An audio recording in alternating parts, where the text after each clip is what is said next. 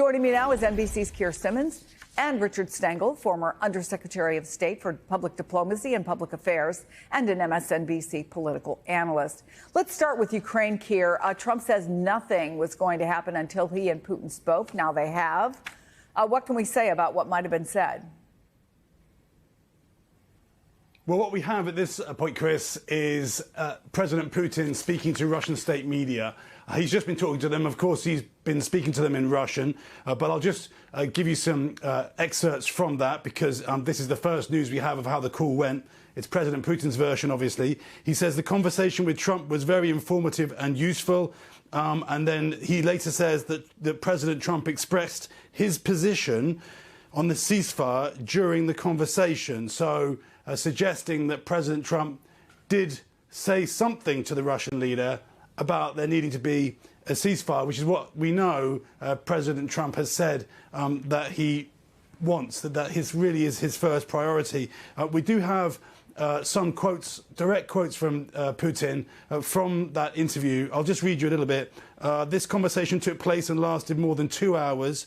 I would like to note that it was very informative and very open, and overall, in my opinion, very useful in this regard. He goes on to say, first of all, I talked to, and I'm just paraphrasing now, first of all, I spoke to President Trump, this is President Putin describing it, about the reasons that the talks in 2022 failed, that Ukraine walked away. So the important thing about that is that is President Putin's version of what happened.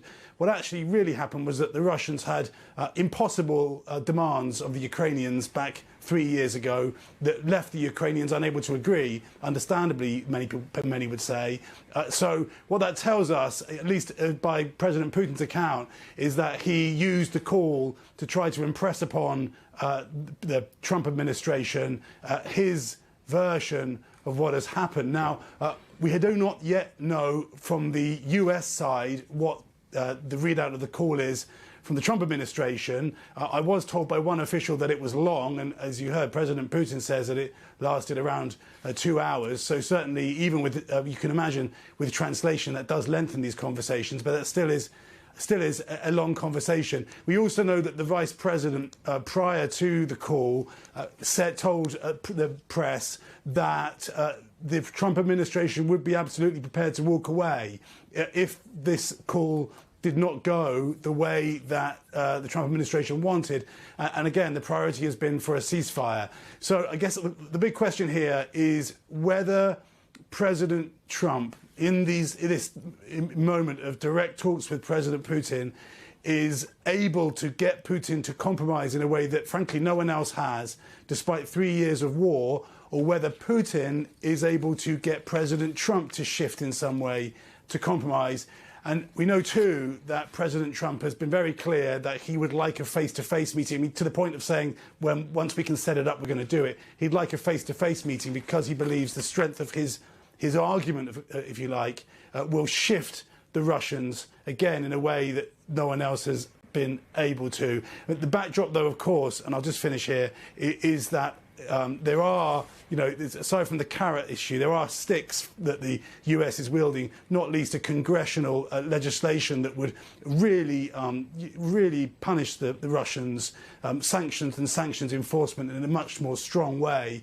And that over the weekend, the Secretary of State said that the Trump administration is not able to stop the progress of that legislation. So there's a lot going on here. It's fast moving, it's complex, and I think we're going to need to see everyone's version before we know exactly what really has happened today and what's likely to happen next. Keir Simmons, thank you for that. So, Rick, do you see anything in Putin's world, either domestically, politically, or on the ground in the battlefield that suggests to you he's willing to compromise? Not, Chris. And I just want to say about the conversation, I mean, the Russians have become very, very nimble at handling media. The fact that Putin himself spoke after the call to the press and characterized it and described it and quoted from it gives him an advantage. He can characterize the call the way he wants.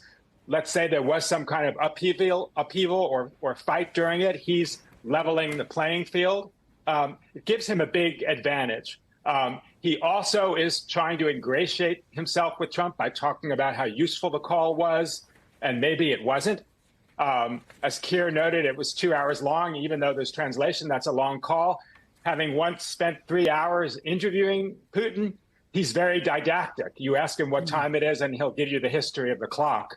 He will lecture Trump. He has a view of the world that Trump doesn't understand. He has a view of the origins of Russia, of the relationship between Ukraine and Russia that President Trump doesn't understand, and he will tell President Trump about that. So I think, the term that I've seen of the last few days is that Putin is stringing Trump along. I would say that is probably true. Again, we have to hear the administration's side of it, but it's come out with just a kind of win for Trump. There's no unconditional ceasefire, which Trump was suggesting might happen. So I would say advantage Putin. All right, let's talk about the other big issue out there. What options does Trump have at this point in terms of the war in Gaza? Palestinian authorities say 375 people have been killed in the days since, making this one of the deadliest chapters in this war. A lot more injured and displaced. This morning, the IDF ordered people who live in Khan Yunis to evacuate ahead of what they say is an unprecedented attack. And not for nothing, the president was in the Middle East. He did not go to Israel. Where does this relationship stand, and what influence, if anything, do you think Trump has on any of this? It's tragic, Chris. And, I'd say something similar about Netanyahu, as I said about Putin. I mean, he's been at this game for a very long time. Trump is not his first American president. It's probably his fourth American president. And as dependent as Israel is on the United States, and they are, Netanyahu's first audience is his domestic one, trying to stay in power, trying to prevent the prosecution of him, which is going on, trying to preserve his control over Israeli politics. That is number one for Netanyahu. Number two is how the U.S. perceives it. Again, Trump doesn't have as much leverage over Netanyahu as he probably should. President Biden tried to deal with Netanyahu, potentially withdrawing aid, suspending aid.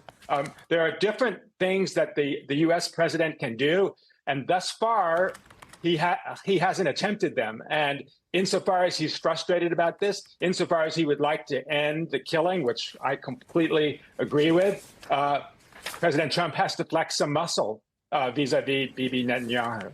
Can I ask you really quickly if you think Pope Leo can have any influence of this? We think about the picture of President Trump and Zelensky in the aftermath of the funeral of Pope Francis. And now we know that a letter was delivered by J.D. Vance to Pope Leo, inviting him to the White House